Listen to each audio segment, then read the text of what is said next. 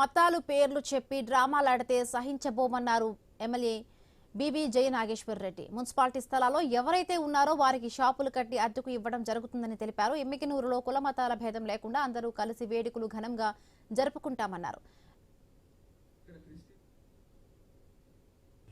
ఇక్కడ కూడా 70 ఏళ్లుగా 60 ఏళ్లుగా ఎవరైతే ఉంటున్నారో ఏ బేస్ మీద ఉంటున్నారో వాళ్ళే ఉంటారు.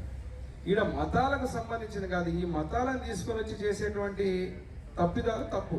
అది ఎవరి మతమైనా, ముస్లిం అయినా, హిందువు అయినా, క్రిస్టియన్ అయినా, అభివృద్ధికి సంబంధించినంత వరకు ఆ ప్రాంతంలో ఏముంది, ఏమి సంగతి. ఇంకోటి మున్సిపాలిటీకి సంబంధించింది అన్నప్పుడు దానికి ఒక రికార్డు ఉంటుంది. ఇన్నేళ్ళు ఎవరున్నారు అక్కడ, ఏం సంగతి అని ఉంటుంది, టెంపుల్ ఎక్కడ ఉంటుందో ఉంటుంది.